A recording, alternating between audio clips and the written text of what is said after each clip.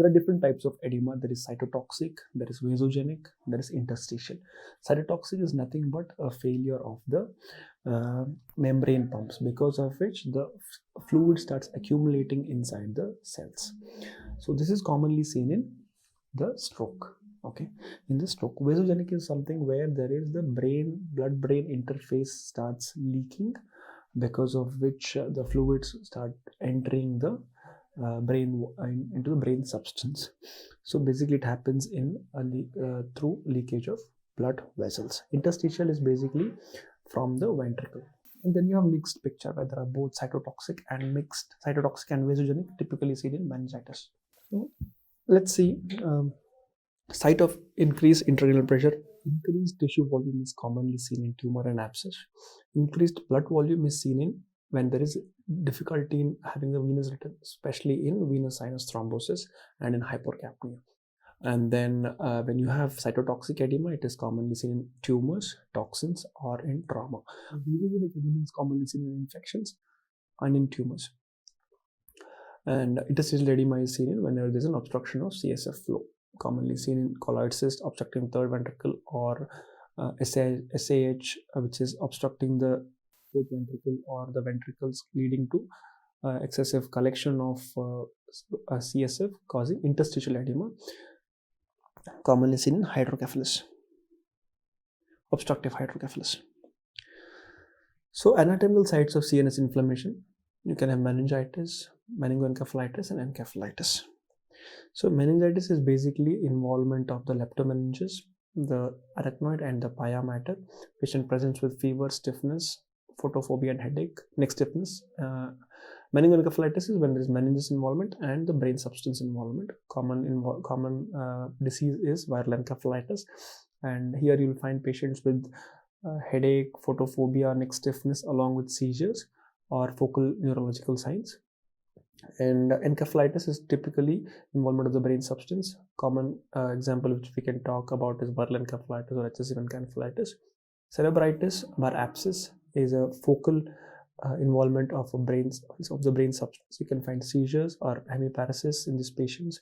Patient may also have fever if it is immunocompetent. Subdural empyema, again, patient can present with fever, seizure, and as their empyema increases in size, can lead to obtundation and coma.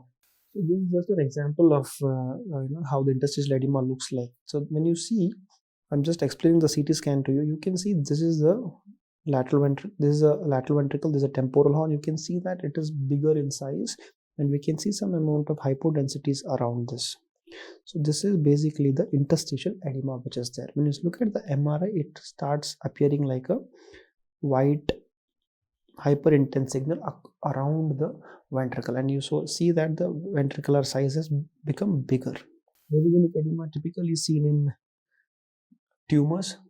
Okay, so the vasogenic edema occurs typically in tumors. So whenever this edema occurs, it takes the least resistant path. That means to say, you see the white matter getting involved.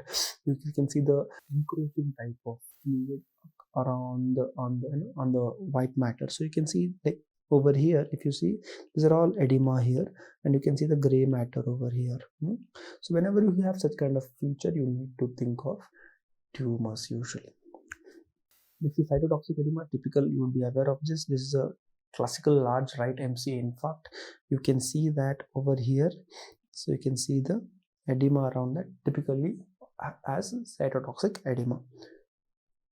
One more, I would also like to mention about Subfalcine herniation over here. Basically, the falx which is present in between the two hemispheres, because of the edema on one side, starts pushing, and you tend to see the getting pushed to the other side. And this is what when this occurs. This is when we talk about midline shifted mass effect. So here you can see that this is the hyperdense area, which is the falx, and this is the falx. You can see that the ipsilateral ventricle. So you don't see a ventricle. This is a contralateral ventricle. You don't see a ipsilateral ventricle here because it is compressed by the edema from that side, and there is squashed ipsilateral ventricle, and there is a dilated contralateral ventricle. You can see that the lateral horn is dilated here. So this is a sign of subfalcine herniation. So you need to look at the scan at the level of Fox in these patients. That means to say at the ganglionic and supraganglionic levels. When we talk about uncal herniation, this is a most troublesome herniation because it is present adjacent to the brainstem, especially the midbrain. So whenever there's an uncal herniation, that means to say the uncus of the temporal lobe is pushing the midbrain and causing the herniation. This can be debilitating and devastating because the brainstem starts getting compressed. So we don't have much time. Patient can suddenly collapse and go into coma. Whereas in subfalcine, we have time because the brain supratentorial area is more or less having enough volume or relatively more volume compared to the infratentorial or the uncal herniation. So you can see the typical, over here, there's a most likely a tumor sitting with an edema over here, and it is compressing the midbrain and pushing the midbrain to the opposite side. The temporal horn on that ipsilateral side you are not able to see, whereas the contralateral side temporal horn is very much visible and it is dilated. Tonsillar herniation is another debilitating but devastating herniation. You can see that the tonsils have descended down through the foramen magnum. So what basically happens is when the intracranial pressure increases, brain finds a way where there is least resistance and start herniating into it.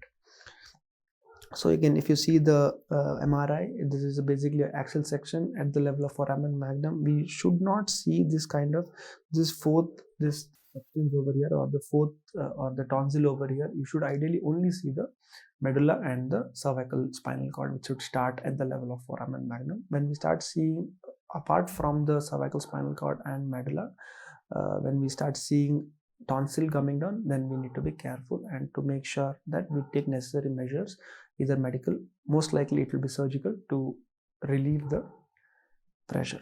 And you can also have edema in raised BP. That is because of the whenever there is raised BP, there is faulty autoregulation in the posterior aspect of the brain. In the posterior aspect of the brain, the autoregulation is not well developed compared to the anterior. That's why we find an entity called as RCVS, which is reversible vasoconstriction syndrome. And also a spectrum of this disorder is PRES, or posterior reversible encephalopathy syndrome, commonly seen in patients who are postpartum or have been on chemotherapeutic drugs or have long-term hypertension, uncontrolled in nature. So we see such kind of entities called RCVS and PRES. Typically you see the posterior part of the brain is more involved compared to the anterior part of the brain. Treatment is in the form of supportive measures, making sure the BP is brought under control, giving anti-edema measures and seizure medications prophylactically. So you might find these patients with a loss of consciousness, with altered mentation along with seizures.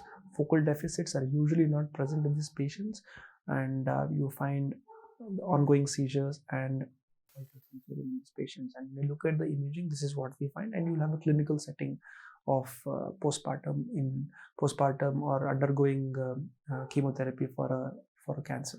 So now treatment, when you look at cytotoxic edema, the osmotic therapy, osmotic diuretics is the mainstay of treatment. Mannitol or glycerol or 3% NS, either continuous infusion or bolus can be given.